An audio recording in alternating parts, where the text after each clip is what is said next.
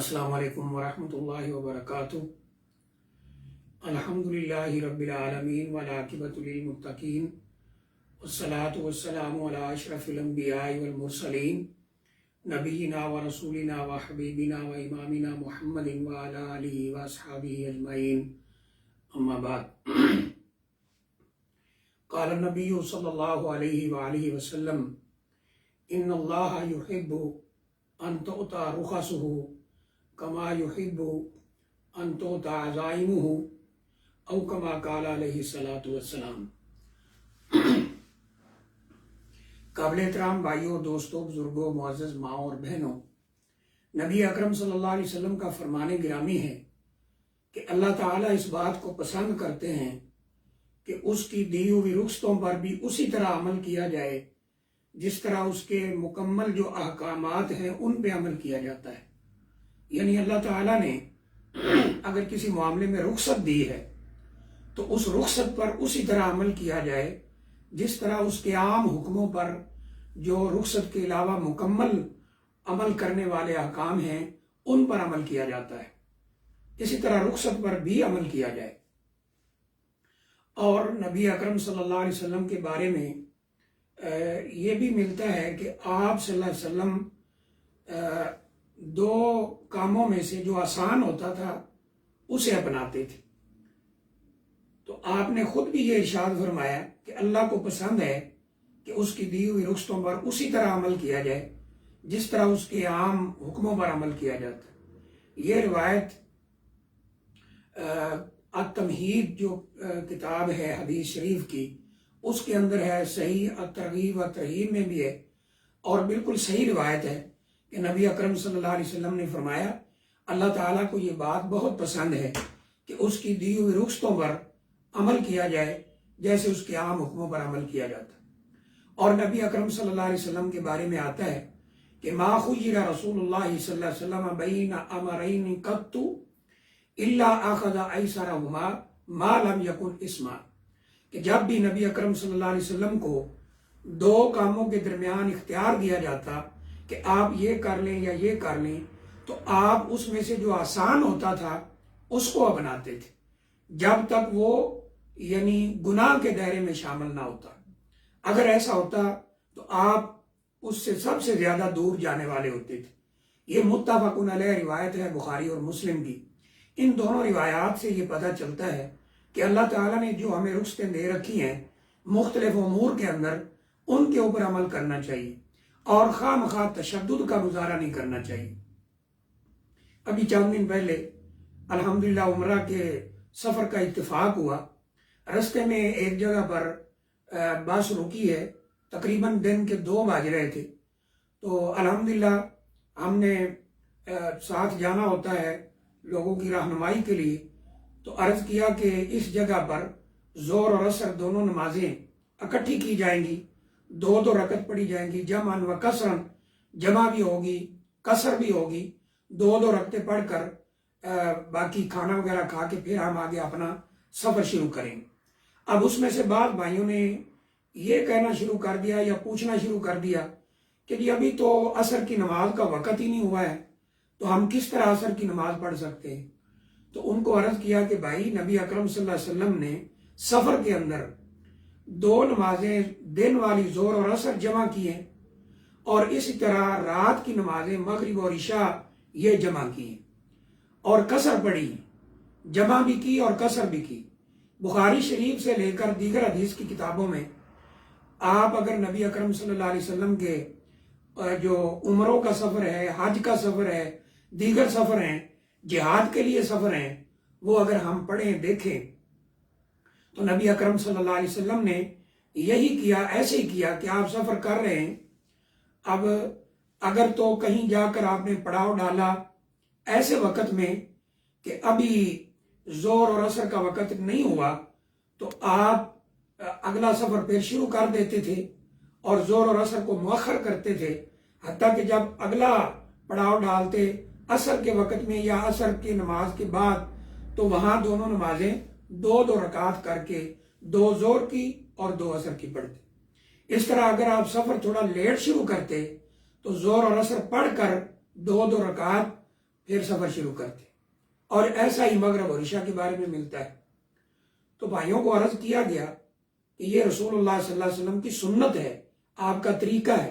جس طرح حج کے اندر ہم نمازوں کو اکٹھا کرتے ہیں، مثلا 9 ذو الحجہ کو ظہر اور عصر کی نماز اکٹھے پڑھی جاتی ہے 2 رکعت کر کے، مغرب اور عشاء کی نماز اکٹھے پڑھی جاتی ہے، مغرب کی 3 اور عشاء کی 2 رکھتے ہیں اور 7 وتر۔ تو یہ حج کے طریقے میں شامل ہے، نبی اکرم صلی اللہ علیہ وسلم کی سنت ہے۔ لیکن ہمارے بعض بھائی شاید علم نہ ہونے کی وجہ سے یا کوئی اور وجہ ہے، اس بات کو ماننے کے لیے تیار نہیں ہوتے۔ لیکن افسوس ہوتا ہے یہ کنڈیشن دیکھ کر۔ مجھے یاد ہے کہ ایک دفعہ پاکستان میں سفر میں تھے، پتوں کی ایک علاقہ ہے، لاہور سے تقریباً کوئی 1 گھنٹے کا سفر ہوگا۔ وہاں جب بس پہنچی تو مغرب کی اذان ہو گئی۔ 1-2 بھائی بیٹھے تھے، انہوں نے کہا جی ہم نے نماز پڑھنی ہے۔ الحمدللہ یہ بڑی اچھی بات ہے، نماز کا فکر، نماز کی حرص، نماز کا لالچ بہت ہی اچھی بات ہے۔ لیکن وہاں کنڈیشن افسوس کے ساتھ یہ ہے کہ کنڈکٹر، ڈرائیور، بس کا عملہ سواری لینے کے لیے تو 5 منٹ بھی رکے گا، 10 منٹ بھی رکا رہے گا کہ سواریاں آ رہی ہیں، لیکن اگر نماز کے لیے کوئی کہے گا تو وہ رکنے کے لیے تیار نہیں۔ اب ان بھائیوں نے کہا کہ ہم نماز پڑھنا چاہتے ہیں، لیکن وہ رکنے کے لیے تیار نہیں ہے۔ اب سٹاپ پر جا کر سواریاں اتاری تو وہ جلدی سے دونوں بھائی نیچے اترے، وہیں سٹاپ کے اوپر ہی، حالانکہ وہ جگہ بھی اتنی صاف نہیں تھی، کپڑا ڈالا اور میرا خیال ہے 1.5 منٹ کے اندر 3 رکعت پڑھ کر مغرب کی واپس آ گئے۔ حالانکہ اس سے پہلے میں نے انہیں عرض کیا کہ دیکھیں ہم سفر میں ہیں، ابھی ہم انشاءاللہ 1 گھنٹے کے بعد لاہور پہنچنے والے ہیں، اللہ خیر خیریت رکھے، تو وہاں جا کر نمازیں پڑھ لیں گے، مغرب بھی اور عشاء۔ تو انہوں نے کہا جی مغرب کا بھی وقت ہو گیا ہے، یہ وقت نکل جائے گا تو پھر کیسے پڑھیں گے؟ تو میں نے انہیں عرض کیا کہ نبی اکرم صلی اللہ علیہ وسلم نے سفر کے اندر نماز کو جمع کیا ہے، مغرب اور عشاء کو جمع کر کے پڑھا ہے۔ مغرب کے وقت میں بھی دونوں نمازیں پڑھی ہیں، عشاء کے وقت میں بھی دونوں نمازیں مختلف سفروں میں، مختلف اوقات میں آپ نے پڑھی ہیں، لیکن وہ اس بات کو ماننے کے لیے تیار نہیں تھے۔ پھر میں نے انہیں اگلی بات عرض کی کہ دیکھیں اگر یہ بس چلتی جاتی ہے تو انشاءاللہ 1 گھنٹے میں ہم لاہور کا جو پہلا مین سٹاپ ٹھوکر نیاز بیگ ہے وہاں پہنچ جائیں گے، اور انہوں نے بھی اتفاق سے وہیں اترنا تھا۔ میں نے کہا وہاں جا کر بھی نماز کا وقت باقی ہوگا، مغرب کا بھی، اگر آپ نے اسی طرح وقت کے اندر بھی پڑھنی ہے تو وہاں پڑھ سکتے، لیکن وہ نہیں مانے، جلدی سے نیچے اترے، نماز پڑھی۔ جب وہ واپس آئے میں نے انہیں عرض کیا کہ ٹھیک ہے یہ تو بڑی اچھی بات ہے، الحمدللہ آپ نے نماز پڑھی، فکر کیا، لیکن یہ بتائیے کہ اس طرح اتنی جلدی جو نماز پڑھی گئی ہے اس کا کیا فائدہ ہے؟ یعنی اونلی یہ کہہ لیں کہ 1.5 منٹ کے اندر 3 رکعت آپ بھائیوں نے پڑھ دی ہیں، تو اس کا کیا فائدہ ہے؟ کیا ملے گا اس سے؟ تو لیکن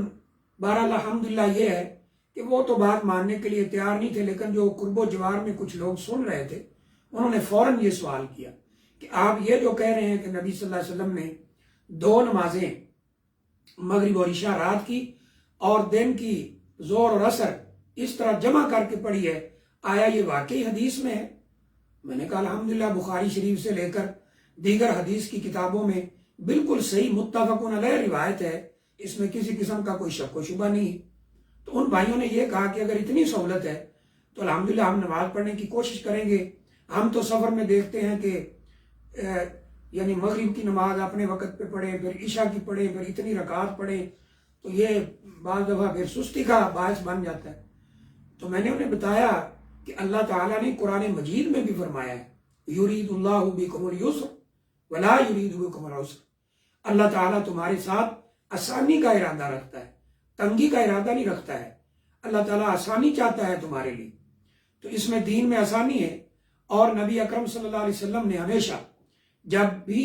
2 کاموں کے درمیان اختیار دیا گیا کہ یہ کر لیں یا یہ کر لیں، آپ نے آسان کو اختیار کیا ہے۔ یہ تو میں نے ایک مثال سفر کی دی ہے کہ سفر میں آسانی ہے کہ ہم نمازوں کو جمع کریں اور قصر پڑھیں،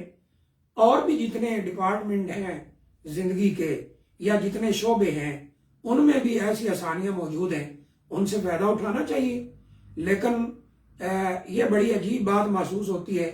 کہ ہم اپنی ضد پہ اڑے رہتے ہیں کہ نہیں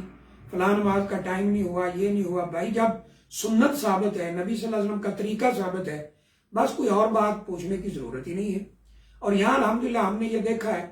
کہ سعودی عرب میں آپ کسی بھی سفر میں ہیں، جب مسجد میں جاتے ہیں وہاں الحمدللہ 2 رکعت کی ظہر اور عصر کی جماعت ہو رہی ہے۔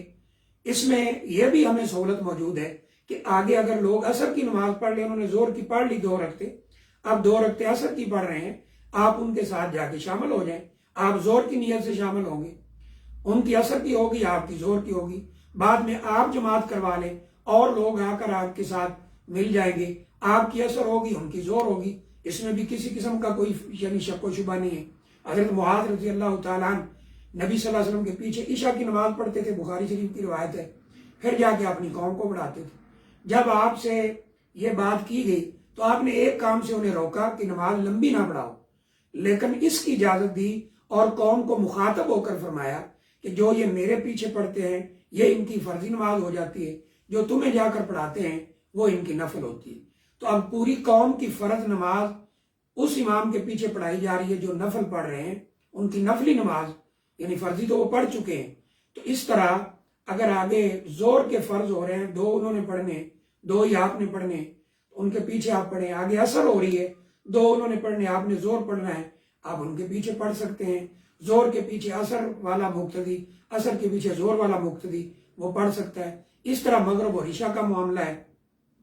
اگر آگے عشاء ہو رہی ہے، آپ نے مغرب پڑھنی ہے، آپ 2 رکعت پڑھ کے وہ لوگ سلام پھیر دیں گے، آپ کھڑے ہو کے 3 پوری کر لیں۔ اور اگر آگے مثلا مغرب ہو رہی ہے، آپ نے عشاء پڑھنی ہے تو آپ اس کے ساتھ شامل ہو سکتے ہیں۔ اس کا ایک طریقہ تو یہ ہے کہ آپ 4 پڑھ کے پوری کر لیں یا پھر 2 پڑھ کے بیٹھے رہیں، یہ بھی فتویٰ موجود ہے، اور جب وہ 3 پڑھ کے سلام پھیریں تو آپ ان کے ساتھ سلام پھیر دیں۔ یہ ساری سہولتیں شریعت نے ہمیں دے رکھی ہیں، تو خواہ مخواہ اپنے آپ کو تنگ کرنا یہ کہیں کی عقل مندی نہیں ہے۔ اللہ تعالیٰ سے دعا ہے اللہ تعالیٰ ہمیں قرآن و حدیث کی روشنی میں صحیح دین کی سمجھ عطا فرمائے اور اس پہ عمل کرنے کی، غور و فکر کرنے کی اور عمل کرنے کی توفیق عطا فرمائے۔ السلام علیکم ورحمۃ اللہ وبرکاتہ۔